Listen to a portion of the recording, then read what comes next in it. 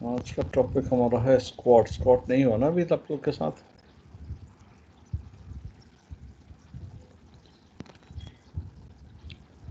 Tuesday.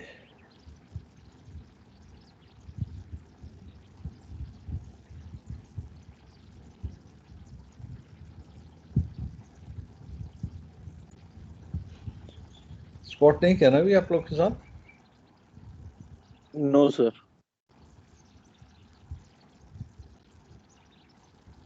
एक minute. हाँ,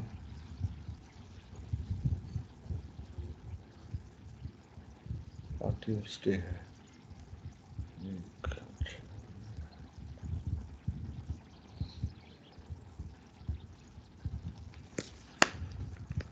okay ji. So इसको पहले मैं पेंट में समझाता हूँ आपको, और फिर वी विल थोड़ा इसका पीपीटी देखेंगे।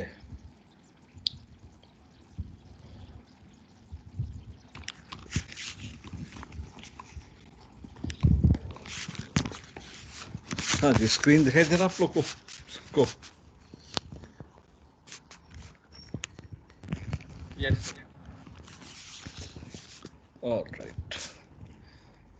ओके, सो ये जो हमारा है ना, ये सब प्रेशर सिस्टम्स होते हैं।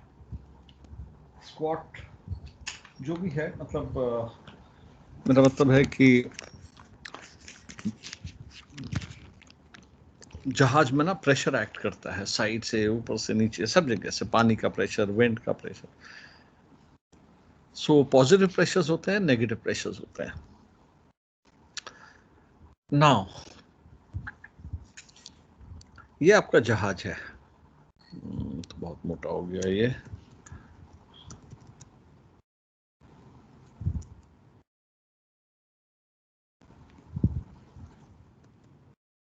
एक मिनट सर, जरा सा नया बना है। So let's say this is your ship. Okay, sail कर रहा है आउट एट सी, और आप ऑटो पायलट में हैं। ये आपका पिवट पॉइंट है इधर में। Nice weather, no seas, no swell,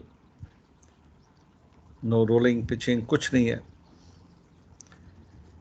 right, आगे से पानी ऐसा आ रहा है, निकल जाता है। ठीक है, so you are sailing nicely. कुछ पानी आपका प्रोपेलर में भी आता है ऐसे, और प्रोपेलर में फिर निकल जाता है प्रोपेलर से भी।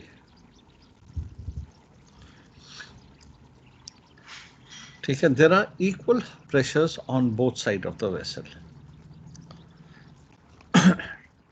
ठीक है, और आपका जहाज नाइसली स्मूथली सेल कर रहा है। कोई रोलिंग पिचिंग हीविंग कुछ नहीं है।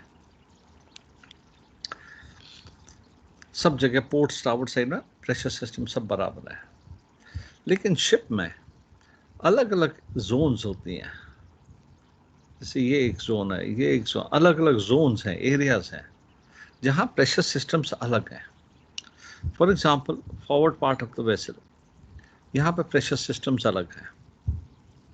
ठीक है, पिवट पॉइंट के आगे जो प्रेशर सिस्टम होता है वो पॉजिटिव होता है, पानी का प्रेशर, क्योंकि पानी को पुश करते हुए जाता है जहाज।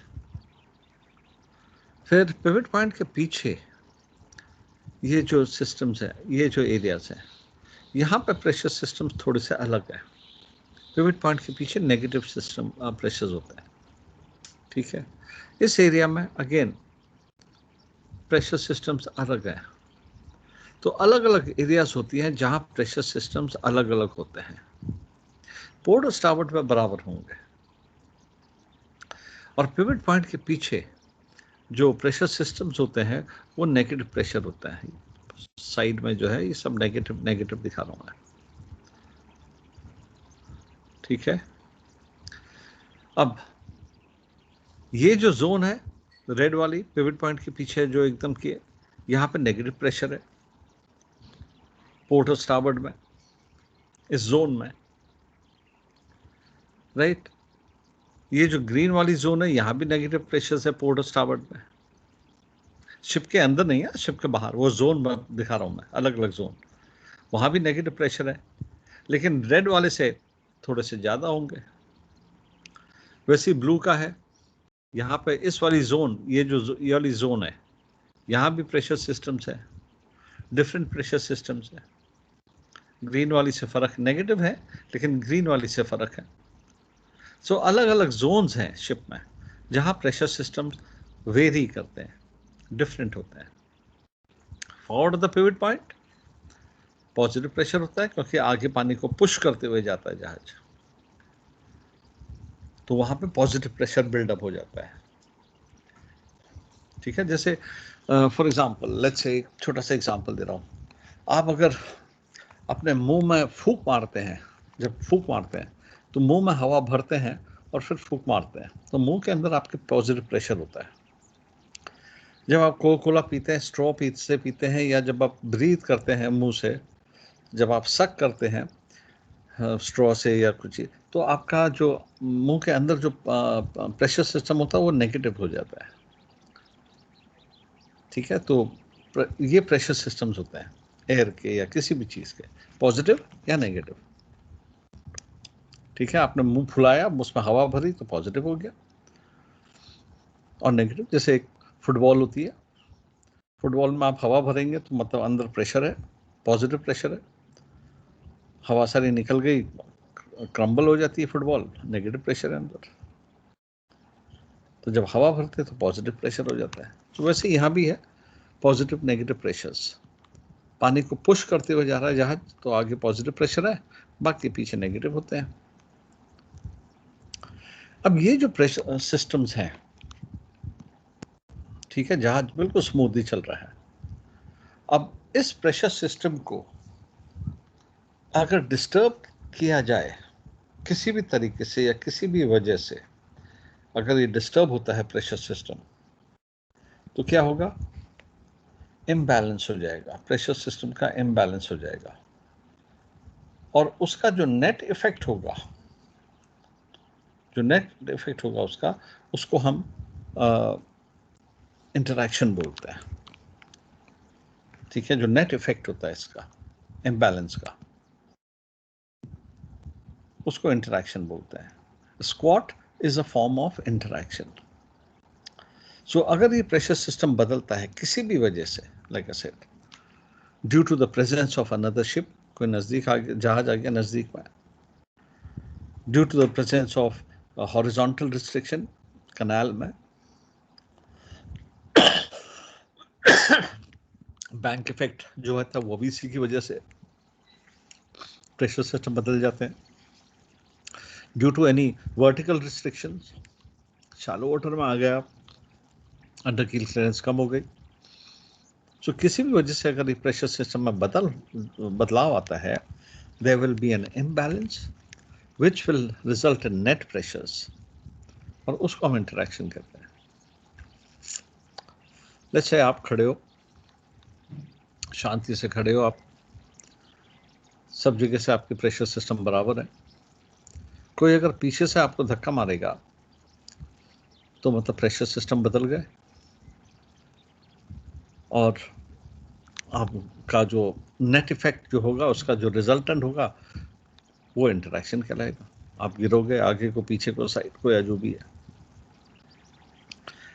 आपने कभी नोट किया है, गाइस मेरी आवाज आ रही है ना आप लोग को?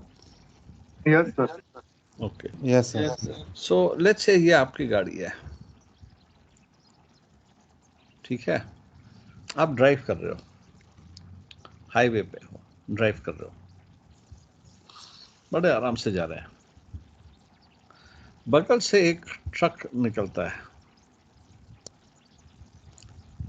तो क्या होता है? हाई स्पीड में ट्रक निकल रहा है, कुछ देखा आपने क्या होगा?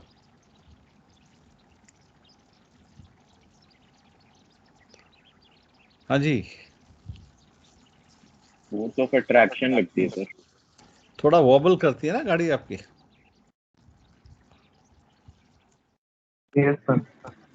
जैसे अभी आप जा रहे हो, अभी आपके सब साइड में सब प्रेशर सिस्टम बराबर है, सब जगह प्लस बोलो नेगेटिव बोलो, मतलब प्रेशर सिस्टम सब बराबर है आपके चारों ओर से। ठीक है, आप अकेले ड्राइव करो। लेकिन अब आपका बगल से एक ट्रक निकलता है, तो अब प्रेशर सिस्टम इस एरिया में बदल गए, क्योंकि वो ट्रक था। तो आप थोड़ा सा वॉबल करते हैं, गाड़ी आपकी वॉबल करेगी। यही ट्रक अगर यहां से जाता है, इतनी दूर से जाएगा, तो कुछ नहीं होगा। अगर समझो ये ट्रक यहां से 1 किलोमीटर दूर से जा रहा है, तो कुछ नहीं होता है। लेकिन एक पॉइंट आएगा कि आप वॉबल करोगे थोड़ा सा, तो जैसे ही वो नजदीक आएगा और आप और ज्यादा वॉबल करोगे, जैसे जैसे नजदीक आते रहेगा आप वॉबल और ज्यादा करोगे। लेकिन 1 किलोमीटर दूर से आ रहा है, आपको कोई फर्क ही नहीं पड़ रहा है।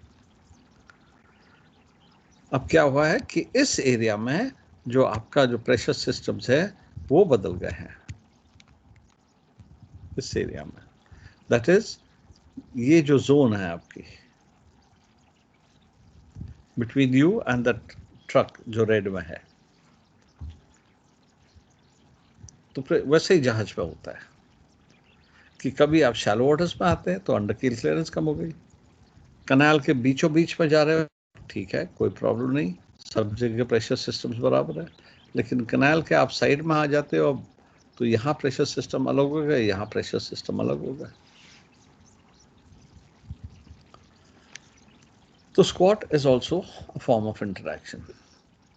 आपने वो ट्यूब देखा होगा ना, मेट्रोज जो अंडरग्राउंड चलती है, एक लाइन बनी होती है वहाँ पर, येलो लाइन बनी रहती है। वो येलो लाइन से दूर रहने को बोलते हैं। क्यों बोलते हैं दूर रहने को? क्योंकि वो उसकी जोन ऑफ इंटरैक्शन होती है। वैसे यहाँ पे जैसे मैंने कहा, जब तक ये ट्रक 1 किलोमीटर दूर से जा रहा था कोई फर्क नहीं पड़ रहा था आपको। जब वो यहाँ पे आ गया, इस जगह पे आ गया, अब असर करने लग गया। जैसे जैसे नजदीक आएगा इंटरैक्शन बढ़ता रहेगा। तो वैसे वो जो मेट्रोस में ट्यूब में जो येलो लाइन डाली रहती होती है, उस पर लिखा रहता है इससे दूर रहो, क्योंकि वहाँ पे सक्शन हो सकता है। आपने नोट भी किया होगा कि आप अगर ट्यूब में खड़े हैं ना, तो ट्रेन आने से पहले आपको पता चल जाता है कि ट्रेन आने वाली है, मेट्रो, क्योंकि वो हवा आती है, हवा का प्रेशर आता है, उससे आपको पता चल जाता है कि यार ट्रेन आने वाली है। ये आपको ओपन में पता नहीं चलेगा, अगर आपका जो स्टेशन या ट्रेन ऊपर खुले में है तो पता नहीं चलेगा, बट ट्यूब में पता चल जाएगा आपको। एनीवे, सो ये है interaction. Squat is a form of interaction. So now, जब जहाज आपका यहाँ पे है, समझो जहाज अभी यहाँ से जहाज इधर आ गया, तो पानी को पुश करते हुए जाता है आगे को, ऐसे ऐसे पुश करते हुए जा रहा है पानी को। पहले जहाज यहाँ था पोजीशन 1 में, अब पोजीशन 2 में आ गया। जब जहाज पोजीशन 1 से पोजीशन 2 में आया, तो पोजीशन 1 में क्या वहां पर गड्ढा बन जाएगा क्या? हाँ जी, पोजीशन 1 में क्या हो जाएगा? और वापस आ जाएगा पानी। आसपास का जो पानी होगा वो उस एम्प्टी स्पेस को भरेगा। बस वही है, जो पानी आप डिस्प्लेस कर रहे थे ना वहां पे, जब पोजीशन 1 में जो आप डिस्प्लेस कर रहा था ना आपका शिप पानी, तो सब जगह से पानी आएगा भरने को। जो वाइड स्पेस है, जहाँ आपके शिप की साइड से भी आएगा और आपके कील के नीचे से भी आएगा। ठीक है, तो अगर आपने ध्यान दिया होगा जहाज पे कि पिवट पॉइंट के आगे तो पानी पुश करते हुए जाता है, यहाँ पे एक वेव बनती है जिसको हम बाव वेव कहते हैं। देखा है, पानी को आगे पुश करते हुए जाता है। Yes, sir. और उसके बाद क्या होता है? Yes sir. उसके बाद पानी गिरता है नीचे को, और पानी की स्पीड बढ़ जाती है। यहाँ पे जो है पानी की स्पीड बढ़ जाती है along the side of the vessel. Along the side of the vessel, under the keel of the vessel, पानी की स्पीड क्या है, वो बढ़ जाती है। आगे तो पुश करते हुए जा रहा है आगे को इस डायरेक्शन में, लेकिन पानी इस साइड में है, बड़ी स्पीड से निकलता है शिप की साइड से और under the keel to fill up this wide space. अब ये जो पानी साइड से निकल रहा है, इधर से कील के नीचे से जो पानी निकल रहा है, इसकी स्पीड बढ़ जाती है, स्पीड इंक्रीजेस। अब स्पीड बढ़ जाती है तो क्या होता है, नेगेटिव प्रेशर डेवलप हो जाता है।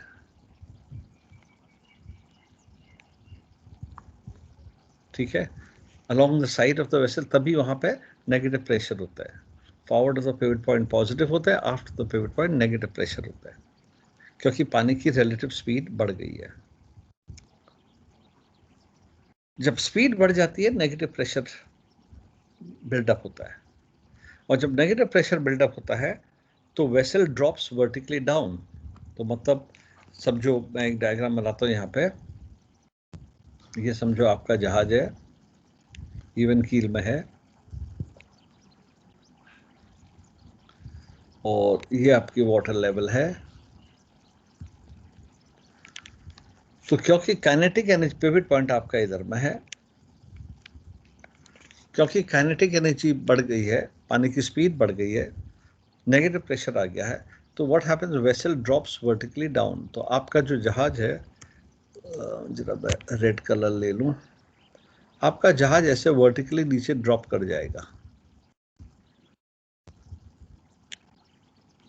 ठीक है, तो लेट्स से अगर ये सी बेड है, पहले आपकी अंडर कील क्लियरेंस कुछ और थी। ठीक है, अंडर कील क्लियरेंस पहले आपकी ये थी, अब आपकी अंडर कील क्लियरेंस थोड़ी कम हो गई, क्योंकि वेसल ड्रॉप कर गया, बॉडीली सिंकेज हुआ है। ठीक है, बिकॉज नेगेटिव प्रेशर आ गया साइड में। अच्छा, apart from dropping vertically down, vertically drop करता है जहाज, the vessel also TRIMS, trim भी करता है। ट्रिम करेगा बाय द हेड और by the stern, depending on the block coefficient. तो मैं यहाँ पे ट्रिम दिखा देता हूँ बाय द स्टर्न। तो आपका जहाज ऐसे ट्रिम भी कर गया। अभी कैसा हो जाएगा आपका जहाज, ऐसा थोड़ा सा ट्रिम करेगा। ठीक है, तो जैसे, तो आपके अंडर कील क्लियरेंस और कम हो गई। पहले ब्लू थी, स्पीड बढ़ी आपकी तो रेड हो गया, बॉडीली सिंकेज हुआ। And apart from dropping bodily, the vessel also trims by the head or by the stern, depending on the block coefficient. अब अगर आपका ब्लॉक कोएफिशिएंट 0.7 से कम है या 0.7 से ज्यादा है, तो 0.7 से कम है तो you will trim by the stern, और 0.7 से ज्यादा है तो you will trim by the head.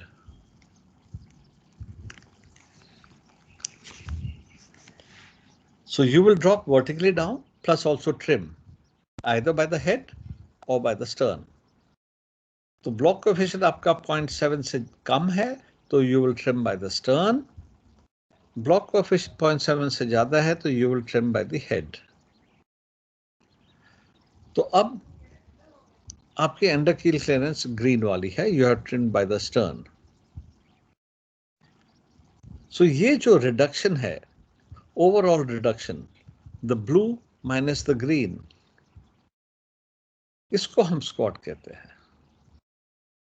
The overall reduction in the static under keel clearance, इसको स्क्वाट कहा जाता है। ओके, और ये किस पे बेस्ड है? This is based on Bernoulli's principle. Bernoulli principle क्या कहता है? इन एनी मूविंग लिक्विड, किसी भी मूविंग लिक्विड या एयर में, यहां पे हम लिक्विड की बात करेंगे, in any moving liquid the sum of the kinetic energy, potential energy and pressure energy is constant. ठीक है, sum of the kinetic energy, potential energy, pressure energy constant है। तो जैसे जैसे स्पीड बढ़ती है वैसे वैसे काइनेटिक एनर्जी बढ़ती है। पानी की जो रिलेटिव स्पीड होती है ना पानी की, काइनेटिक एनर्जी बढ़ती है, और काइनेटिक एनर्जी बढ़ेगी तो प्रेशर एनर्जी मस्ट रिड्यूस। ठीक है, प्रेशर एनर्जी मस्ट रिड्यूस, और क्योंकि प्रेशर एनर्जी रिड्यूस होती है and the ship is supported in water by pressure energy, नीचे से पानी का प्रेशर आता है ना, इजंट इट? ऊपर से आपका एक फोर्स आ रहा है, नीचे से बॉयंट फोर्स आ रहा है। The ship is supported in water by pressure energy. तो पहले ये प्रेशर एनर्जी यहां पे थी जब जहाज स्टेडी था, ब्लू वाला।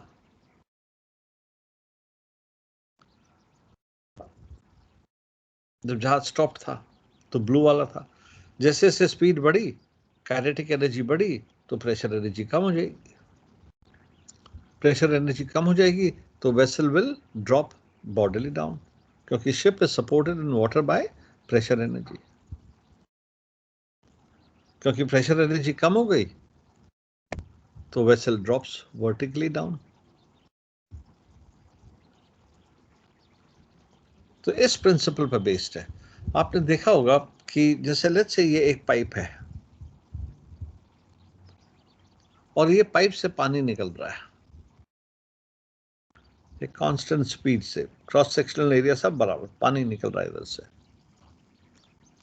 अब अगर इस पानी, ये जो पाइप है, इसके मुंह को मैं ऐसा बंद कर देता हूं, कंस्ट्रक्शन कर देता हूं, तो क्या हो जाएगा अभी? वेलोसिटी बढ़ जाएगी सर पानी की आगे को। क्योंकि ये बढ़ जाएगी, क्योंकि प्रिंसिपल क्या है? Potential energy, pressure energy and kinetic energy constant है, बाकी सब वही है। तो यहां पे भी वही है principle. Potential, pressure and kinetic energy, जैसे जैसे स्पीड बढ़ती है काइनेटिक एनर्जी बढ़ गई, काइनेटिक एनर्जी बढ़ी तो प्रेशर एनर्जी रिड्यूस होगी। And the ship is supported in water, नीचे से पानी का प्रेशर आ रहा है जो वेसल को सपोर्ट करता है, और क्योंकि वो कम हो गया है नीचे का प्रेशर, बॉडीली सिंकेज होता है। ठीक है, now apart from that the body vessel will trim by the stern और बाय द बाउ। सो अगर फुल फॉर्म वेसल है, सॉरी यहां पे लिख रहा हूं, ब्लॉक कोएफिशिएंट आपका ये है, फुल फॉर्म वेसल कहते हैं। 0.7 से अगर आपका ज्यादा है ब्लॉक कोएफिशिएंट तो हम कहते हैं फुल फॉर्म। और फाइन फॉर्म कहते हैं जब हमारा ब्लॉक कोएफिशिएंट 0.7 से कम है। तो full and fine, FINE।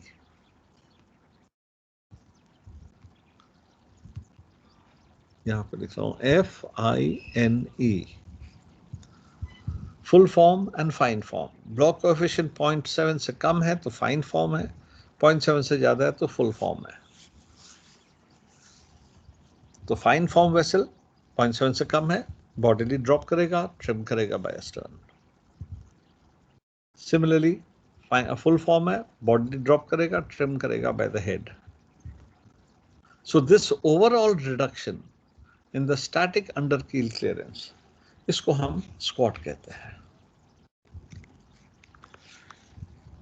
Okay, सो ये तो है उसका डेफिनेशन कि स्क्वाट क्या है। अब मैं यहां से हटके आपके नया स्क्रीन खोल रहा हूं।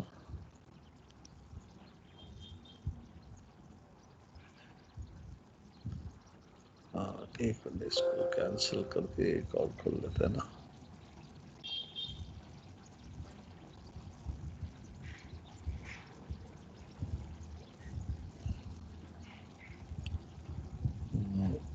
अब इसका जो फॉर्मूला है स्क्वाट का, बहुत सारे फॉर्मूलाज है, ठीक है। स्क्वाट का जो फॉर्मूला है block coefficient into velocity squared by 100। आपको स्क्रीन दिख रहा है मेरा दूसरा वाला? नहीं सर, पेंट का दिख रहा है बस। अच्छा, वो वाला दिख रहा है ना। ठहरो मैं जरा चेंज करूं।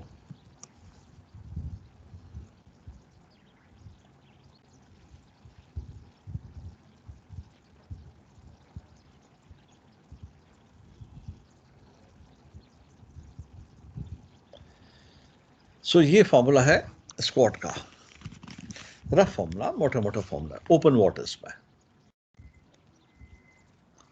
ओपन वाटर्स, इन शैलो वाटर्स स्क्वाट दुगना हो जाता है, डबल अप हो जाता है। तो मल्टीप्लाइड बाय 2 कर दो, तो ये फॉर्मूला हो जाएगा आपका।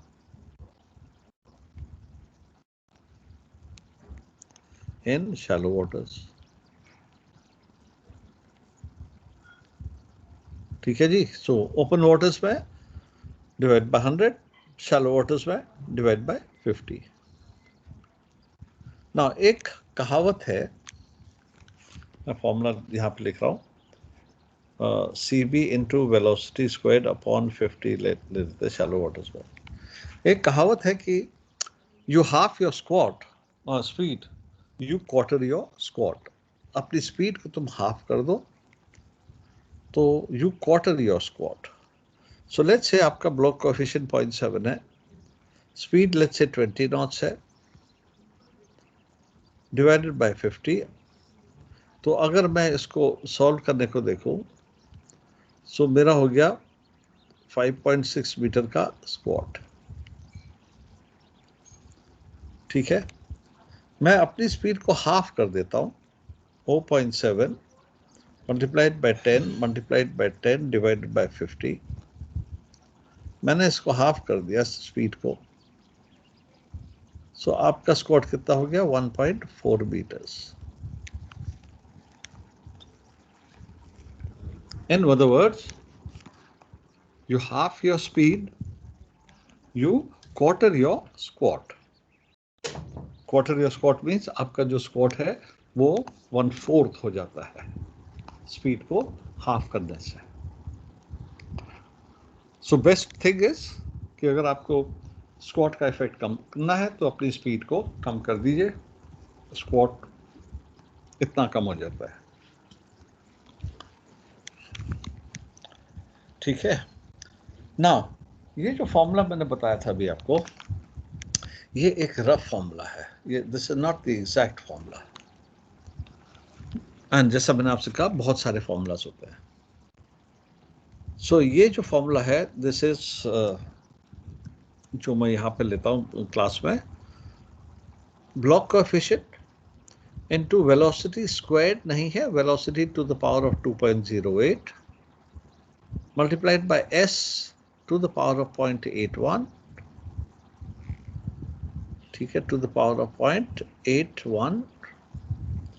सॉरी, इसको जरा 8 जैसा लगना चाहिए, ये 8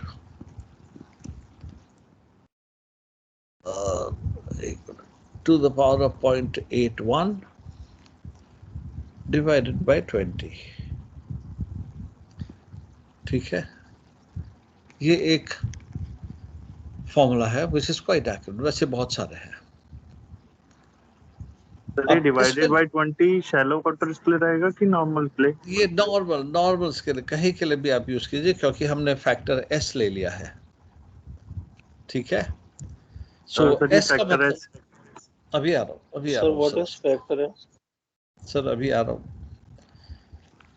सो ब्लॉक कोएफिशिएंट आपको मालूम है velocity to the power of 2.08 है, और s जो होता है, s को हम कहते हैं ब्लॉकेज फैक्टर।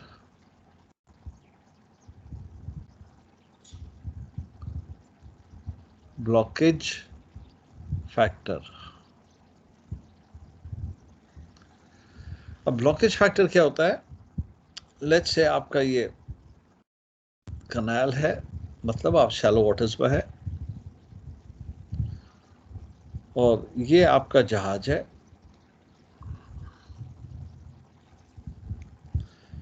जहाज की बीम है स्मॉल बी, और जहाज का जो ड्राफ्ट है वो स्मॉल डी है।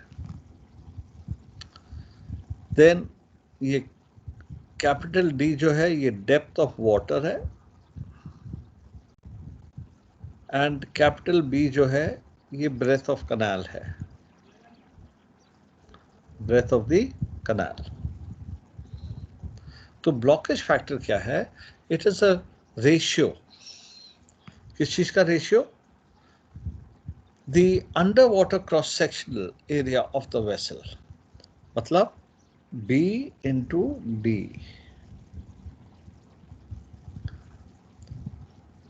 क्रॉस सेक्शनल एरिया जो अंडर वाटर है, d is your draft, static draft, B is the beam of the vessel.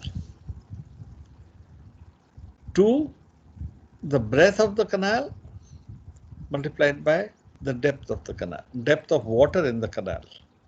Under keel clearance नहीं है D. D is the depth of water in the canal, जहां पर vessel अभी float कर रहा है। चेंज होएगा, B भी चेंज होता रहेगा, D भी चेंज होता रहेगा, लेकिन आपका बीम सेम है, आपका स्टैटिक ड्राफ्ट सेम रहेगा। सो ये जो है आपका ब्लॉकेज फैक्टर बोलते हैं इसको, रेशियो सर ऑफ ये the cross. Shallow water open जी में तो ब्रेथ इनफाइनाइट बहुत बढ़ जाएगी। सर अभी खत्म हो जाएगा तब आता हूँ मैं उस पर। ठीक है, अभी खत्म नहीं हुआ है। ठीक है, Okay. आपने अच्छा क्वेश्चन, हाँ अच्छा क्वेश्चन डाला आपने, बट अभी जरा सा थोड़ा सा अभी सब्र कर लो। ठीक है, so B into d upon B into d, तो cross sectional area of the vessel and depth of water in a canal and breadth of what you call breadth of the canal. तो ये ratio हो गया आपका blockage factor का। Now जैसे अभी आपने कहा कि ये भी तो हो सकता है कि मेरा ये जो है यहाँ पे है ही नहीं,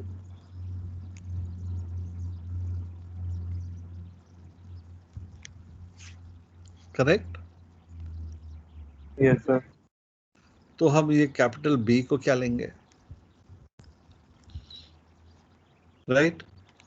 ये भी हो सकता है कि ये नहीं है, डेप्थ है आपकी 3000 मीटर्स, तो फिर हम इसकी वैल्यू क्या लेंगे?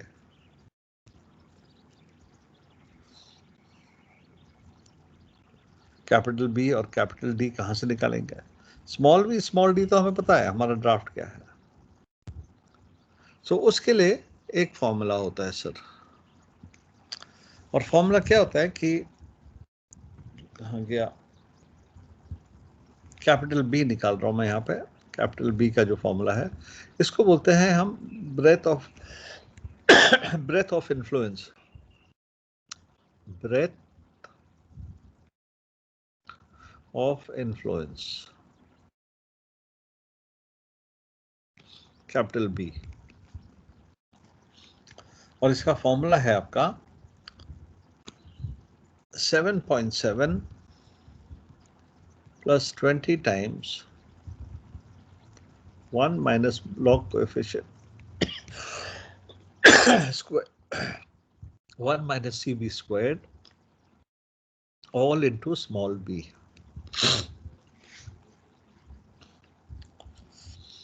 ये ब्रेथ ऑफ इन्फ्लुएंस हो गई। 7.7 plus 20 times 1 minus CB squared. So let's say आपका VLCC है कोई, उसका CB 0.85 है और स्मॉल b उसकी 60 मीटर्स की बीम होती है। तो अगर हम इसको कैलकुलेट करेंगे तो वो आता है करीब 489 मीटर्स आता है।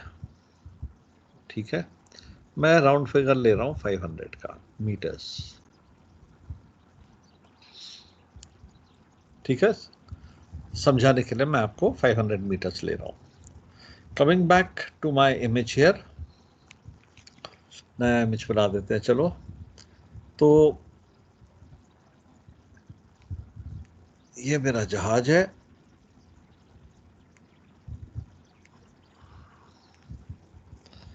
ये सी बेड है, लेट्स से 2000 मीटर्स। और मैंने क्या निकाला अभी, 500 मीटर्स लिया ना मैंने। लेट्स से ये 500 मीटर्स है,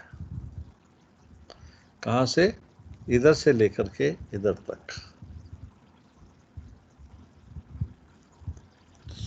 ठीक है सर, यहां तक समझ में आ गया? कैपिटल बी मिल गया आपको, ये फॉर्मूला से कैलकुलेट करके देखिए कितना आता है उसे। अब बार बार इसी फिगर को लेता हूं तो आई रिमेम्बर कुछ 489 कुछ जैसा आता है।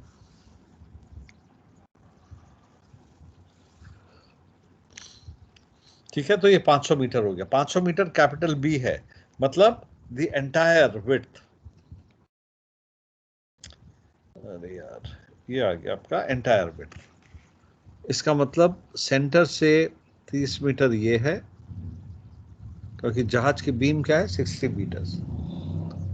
220 मीटर इधर और 220 मीटर इधर, टोटल कितना हो गया, 500 मीटर। 500। ठीक है, यहां तक क्लियर है? तो हमें क्या मिल गया, कैपिटल बी मिल गया। अब मैंने आपसे कहा था कि वो ट्रक 1 किलोमीटर दूर से जा रहा है तो कुछ नहीं होता है, लेकिन एक टाइम आएगा जब वो ट्रक नजदीक आ जाएगा तो आप थोड़ा सा वॉबल करोगे, और नजदीक आएगा और वॉबल करोगे। जितना नजदीक आएगा आपका इंटरेक्शन ज्यादा होते रहेगा। वैसे ही यहां पे है सर, कोई भी शिप अगर आपसे, आपकी शिप साइड से 220 मीटर से दूर है तो आप दोनों के बीच में इंटरेक्शन नहीं होगा। This is called the breath of influence. ठीक है, कि इस रेंज के अंदर कुछ नहीं होगा। इस कोई जहाज इसके अंदर आ जाएगा तो हाँ, फिर इंटरेक्शन शुरू हो जाएगा। जितना नजदीक आएगा उतना ज्यादा इंटरेक्शन होगा। अब इंटरेक्शन क्या होता है, कैसे होता है, वो मेरा अगला टॉपिक है। अगर आप देखेंगे सिलेबस में कि जो हमारा कोर्स प्लान है उसमें अगला टॉपिक हमारा यही है।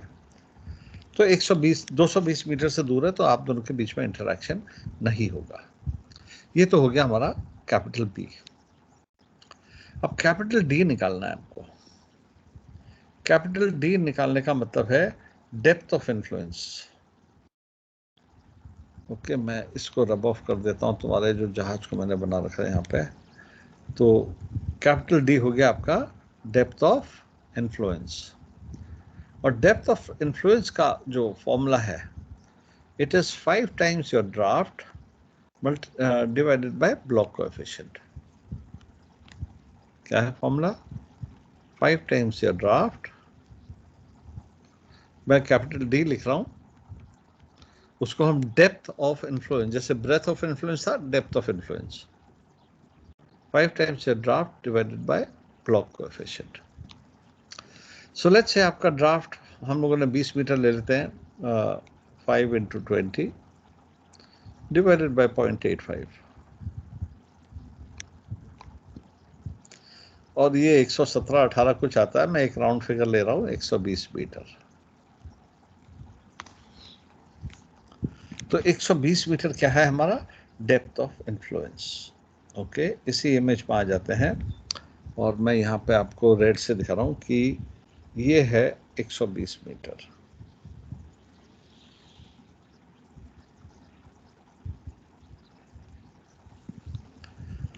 सो ये मेरी डेप्थ ऑफ इन्फ्लुएंस है। So capital B, capital D मिल गया आपको।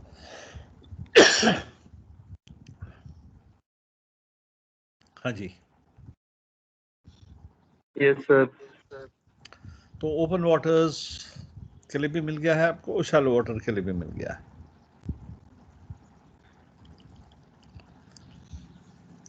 सही है? यस। सर वो एक बारी ब्रेड्थ ऑफ इन्फ्लुएंस का फॉर्मूला दिखा दीजिएगा please. 5 times your draft sir breadth of divided by influence. breadth of influence. अच्छा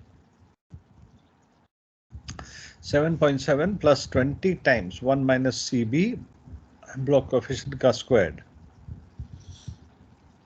into whole thing into B.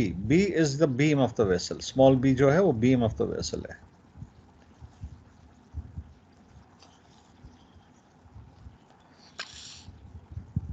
Okay ji.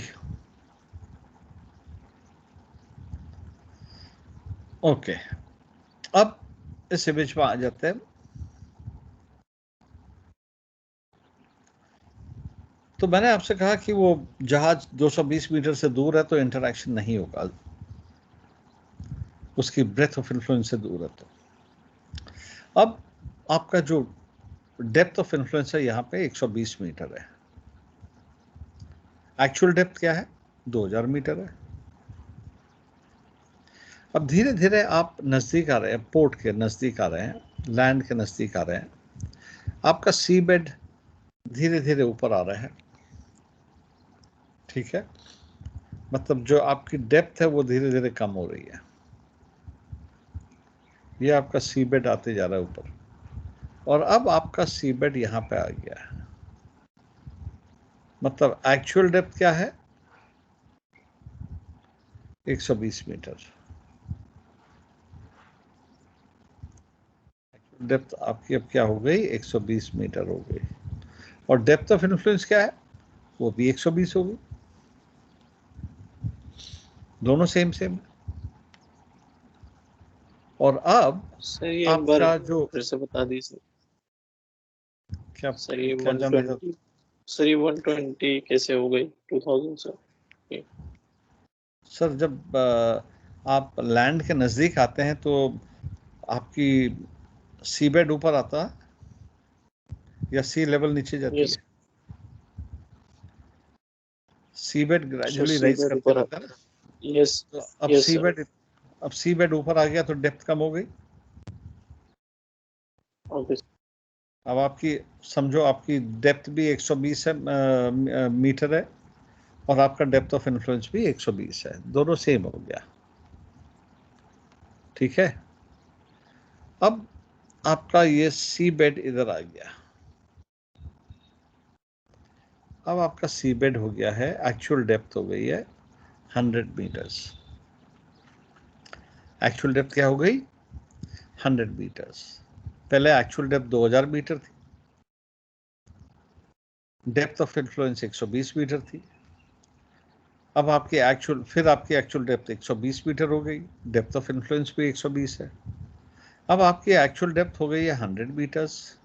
Depth of influence तो वही रहेगी क्योंकि फॉर्मूला से निकली है.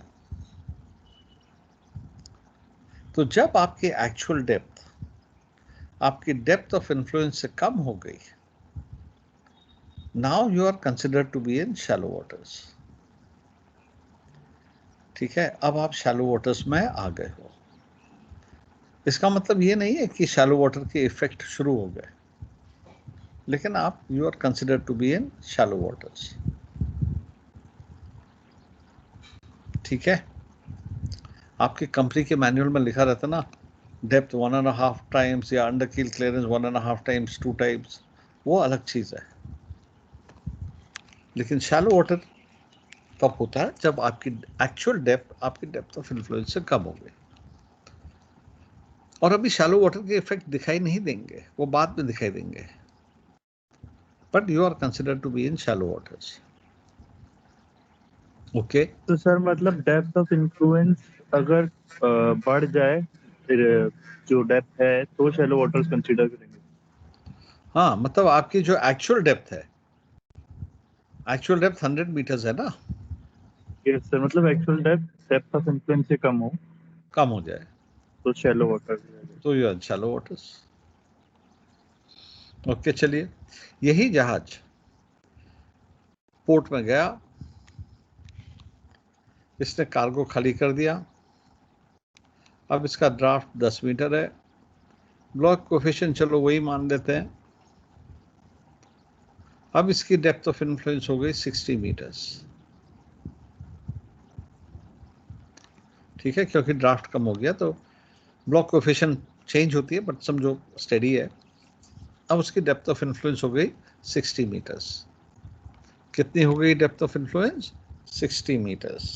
सो 120 को अभी हमने कम कर दिया और ये कर दिया मैंने डेप्थ ऑफ इन्फ्लुएंस 60 मीटर्स।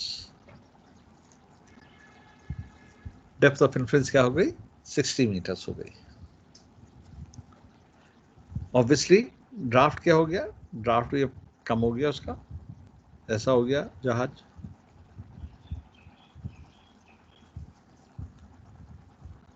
अब ये जहाज कार्गो खाली करके उसी लोकेशन में आ जाता है जहां पर डेप्थ है 100 मीटर्स।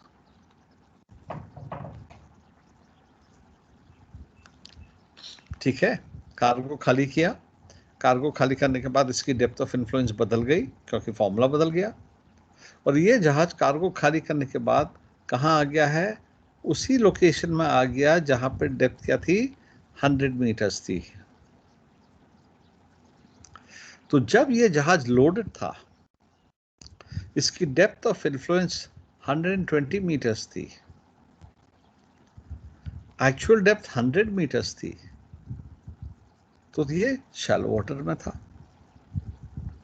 क्योंकि actual depth was less than depth of influence. अब ये कार्गो खाली करके आ गया, एक्चुअल डेप्थ ऑफ इन्फ्लुएंस अब इसकी 60 मीटर्स हो गई, एक्चुअल डेप्थ है 100 मीटर्स, सेम लोकेशन में आ गया है, तो that ship is no longer in shallow waters. Clear है सर? मैं अंडर की इन्फ्लुएंस की बात नहीं कर रहा हूं, मैं डेप्थ ऑफ इन्फ्लुएंस और एक्चुअल डेप्थ की बात कर रहा हूं।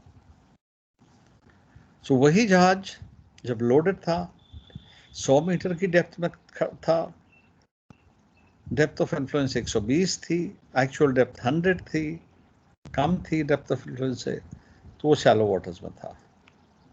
वही जहाज कार्गो खाली कर दिया, डेप्थ ऑफ इन्फ्लुएंस अब 60 मीटर्स है, एक्चुअल डेप्थ 100 मीटर्स है, more than the depth of influence, so she is no longer in shallow waters. shallow water के इफेक्ट मैंने कहा वो अभी नहीं दिखाई देंगे। तो shallow water इससे डिफाइन होता है, ये जो डेप्थ ऑफ इन्फ्लुएंस और एक्चुअल डेप्थ क्या है उसका जो उससे होता है कि आप shallow water में हो या नहीं हो। अब shallow water के इफेक्ट कब दिखाई देंगे? जब आपका डेप्थ टू ड्राफ्ट रेशियो 2 से कम होने लगता है। ये लिखा रहता है आपके मैनुअल्स में। मतलब लेट्स से मैं मोटा मोटा लेता हूँ कि लेट्स से आपका डेप्थ है 20 मीटर्स, ड्राफ्ट है 10 मीटर्स, रेशियो हो गया 2। ठीक है, अब डेप्थ को ले लेते हैं, लेट्स से रेड से दिखा रहा हूँ 18 मीटर्स, ड्राफ्ट वही रहेगा आपका, रेशियो हो गया आपका 1.8। तो अब शैलो वाटर के इफेक्ट शुरू हो जाते हैं क्योंकि आपका जो रेशियो है 2 से कम हो गया है, और यही रेशियो अगर 1.5 से कम हो जाएगा, मतलब लेट्स से आपका 14 मीटर्स का डेप्थ है और ड्राफ्ट है 10, रेशियो हो गया आपका 1.4, मतलब 1.5 से कम हो गया, तो जो शैलो वाटर के इफेक्ट यहाँ पे दिखाई दे रहे थे आपको 1.8 पे, शैलो वाटर के इफेक्ट तो शुरू हो जाएंगे क्योंकि आपका रेशियो 2 से कम हो गया है, तो शैलो वाटर के इफेक्ट शुरू हो जाएंगे। और यही रेशियो जब 1.5 से कम हो जाता है तो शैलो वाटर के इफेक्ट जो आपको यहाँ पे दिख रहे थे वो यहाँ पे और भी ज्यादा स्ट्रांग होने लगेंगे। ठीक है, फॉर एग्जांपल शैलो वाटर के क्या इफेक्ट होते हैं? वाइब्रेशन, पहले थोड़ा थोड़ा वाइब्रेशन करेगा जहाज, फिर वाइब्रेशन बढ़ते रहेंगे, फिर और बढ़ते रहेंगे वाइब्रेशन, जैसे जैसे रेशियो कम होते रहेगा वाइब्रेशन और ज्यादा बढ़ते रहेंगे, इंजन का आरपीएम कम होता रहेगा, लोड आएगा इंजन में, स्पीड कम होने लगेगी, आपका स्टीयरिंग स्लगिश होने लगता है, इफेक्टिव नहीं रहता है स्टीयरिंग, आपकी बाह वेव बड़ी बनने लगती है, आपका पिवट पॉइंट पीछे आ जाता है, पीछे से स्टर्न वेव शुरू हो जाती है, पानी का कलर मडी वाटर आने लगता है, मतलब पहले जो ब्लू वाटर निकल रहा था अब मडी वाटर। ये साइंस है जब आप इफेक्ट्स, जब शैलो वाटर के जो इफेक्ट्स हैं वो अब शुरू दिखेंगे आपको। होता है ना, जब आप शैलो वाटर में आते हैं या जब आपका रेशियो कम हो जाता है तो आपके वाइब्रेशन बढ़ने लगते हैं, स्पीड, आरपीएम, लोड इंजन में, ये सब, stopping distances, turning circle diameter भी डबल हो जाती है। आपसे मैंने जब सर्कल कर रहा था आपके साथ टर्निंग सर्कल्स, मैंने आपसे कहा था कि शैलो वाटर में टर्निंग सर्कल डायमीटर बढ़ जाती है। क्यों बढ़ जाती है? क्योंकि एक तो स्पीड कम हो गई, मेन कारण क्या है कि आपका स्पीड कम हो गई तो रडर की इफेक्टिवनेस कम हो गई, रडर को पानी नहीं मिल रहा है, इफेक्टिवनेस कम हो जाती है, बाह वेव बढ़ जाती है, बाह वेव बढ़ती है तो आपका पिवट पॉइंट थोड़ा पीछे आ जाता है, पिवट पॉइंट पीछे आ जाएगा तो उससे भी आपकी टर्निंग सर्कल डायमीटर बढ़ जाएगी, ट्रिम बढ़ जाती है ना, ट्रिम बढ़ जाएगी तो आपका टर्निंग सर्कल डायमीटर बढ़ गई। सो ये आपके शैलो वाटर के या उसके इफेक्ट्स है। ये तब शुरू होते हैं जब आपका ratio, depth to draft ratio 2 से कम होने लगता है, तो उसके जो साइंस है वो शुरू हो जाएंगे, हल्के हल्के वाइब्रेट, पहले हल्के हल्के शुरू होंगे, और जब ये रेशियो 1.5 से कम होने लगता है तो वाइब्रेशंस और बढ़ने लगते हैं, स्पीड और कम हो जाएगी, रडर और स्लगिश हो जाएगा, और जब ये रेशियो 1 हो जाएगा तो क्या होगा?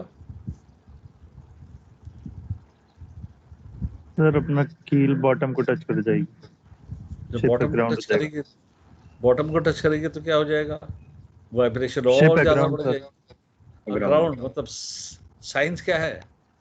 वाइब्रेशन और भी ज्यादा हो जाएंगे, धड़ाम धुड़म हो जाएगी, स्पीड यस एकदम सर। 0 हो जाएगी, इंजन बंद हो जाएगा, रडर बिल्कुल काम नहीं करेगा, obviously you will be aground, nothing will be working, everything stopped।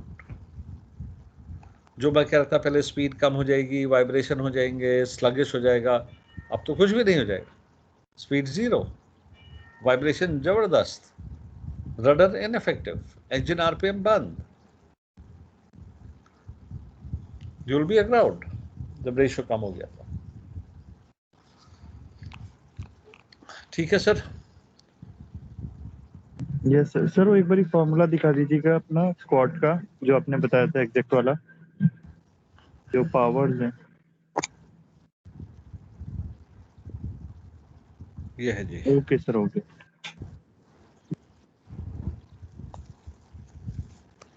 ठीक है, अब इसमें क्या है कि थोड़ा सा और रह गया है, नेक्स्ट क्लास जब भी होगा उसमें मैं आपको पीपीटी दिखा दूंगा, बट बाय एंड लार्ज यही आपका है, और जब पीपीटी आएगा तो उसमें थोड़ा सा और दिखा देंगे हम आपको।